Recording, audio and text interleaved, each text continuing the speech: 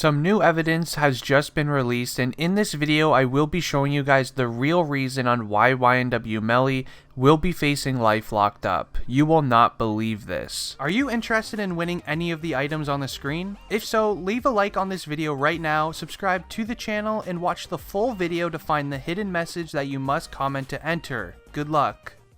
Now, some new evidence has just been released in YNW Melly's case, and I gotta admit, it is starting to not look good at all for YNW Melly in his court case. Now, YNW Melly right now is being looked at as the main suspect in the passing away of his two best friends known as YNW Juvy and YNW Sakchaser.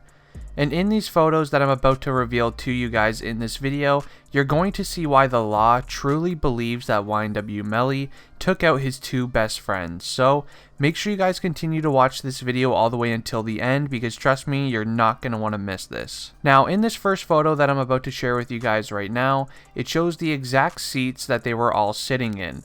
In the car, there was YNW Melly, YNW Bortland, YNW Juvy, and YNW Sakchaser.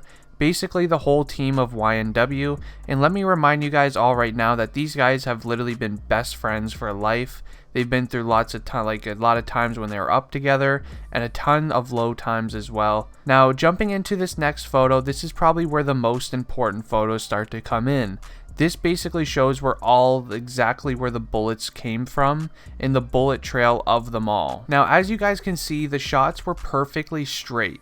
They went through the entire car, and the main question that the law is currently asking right now is, how are these shots so straight and yet only YNW Sakchaser and Juvy were hit by these shots? How wasn't Melly or Bortland even touched or even grazed by one of these shots? It just doesn't really add up.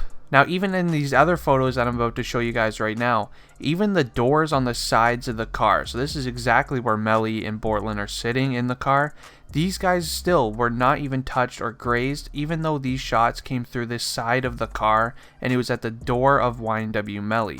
The law really thinks that this doesn't make any sense, and honestly I can kind of see why. The entire car was basically shot from every single angle possible, and yet they were still not even touched in this situation. Now, when this was all said and done, YNW Melly actually didn't even call for an ambulance or anything.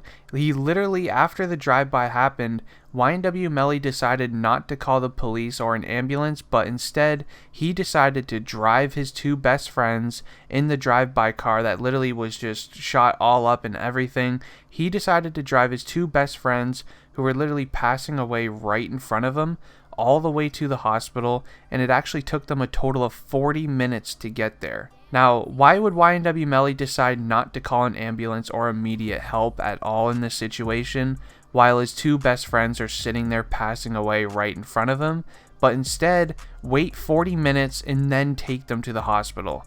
Literally makes absolutely no sense, and this is why the law does believe that, Melly and Bortland were the ones who did it. Now, make sure you guys continue on watching this video all the way until the end, because not only is that the only evidence in this case, I'm about to share with you guys some even more exclusive evidence in YNW Melly's case that, trust me, you're definitely gonna want to hear. Now, I will start with the little evidence first and save the best and new evidence for last, so make sure you guys just continue on watching this video. But this starts with the stoplights for the street cameras. Now, in case you guys are unaware, the street cameras and the stoplights at all intersections actually have cameras inside of them. So just in case you didn't know and you're one of those drivers who don't think you're ever being watched, sorry to say, but there's actually cameras in every single stoplight. Basically, the law watched all the street cam footage, and they found out that there was actually never a car that drove by YNW Melly's car and did this crime. Now, this puts up major suspicion for this, but there's also, a couple counters to this, that maybe they were driving down a side street when it happened, so there was no stoplights or anything like that. There were no cameras, but still, they are currently working on that. Now, getting into the next bit of evidence that they currently have is actually some text messages that YNW Melly and his girlfriend had at the time. Now, there was messages on Melly's phone on that Snapchat messenger thing. It wasn't on iMessage or anything, where Melly basically told his girlfriend just days before the incident that he no longer trusted Sakchaser and Juvy anymore, and that they've been acting kind of funny and weird around him lately. Now, in case you guys are unaware, Melly does actually have major trust issues with people, and not only that, but he actually does have mixed personalities. That's why he made the song, believe it or not. In case you ever heard the song Mixed Personalities, it's basically a song talking about his different, personalities that he has in his own head. So there's like Melly, Marvin, Melvin, and there's apparently 7 more. But maybe because they were acting funny around, Melly at the time, maybe that's why Melly no longer trusted Sakchaser and Juvy, but it still doesn't really make sense on why he would be saying these things to his girlfriend, and then little do you know, they both end up being taken out.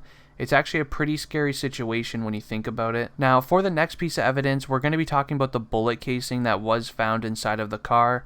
Now, this is kind of a pretty good giveaway that the crime actually happened inside of the car, because in case you are unaware on how a firearm works, is wherever you fire it, there's actually a little casing that flies out of the bullet itself. It flies out of the back of the firearm, so it pretty much lands wherever you use it from. And there was actually a casing found inside of Melly's car. So I mean, that's kind of a clear giveaway that something must have happened inside of the car. And the weird thing is that Melly actually told the law that he had no firearm on him at the time. So that basically means that either Melly's lying or there was a firearm on him and he tried to, fight back. But anyways, guys, I am going to be ending the video here. If you guys did enjoy, please leave a like on it and subscribe to the channel if you guys are new. It has been District Trending, and I'm out. Peace.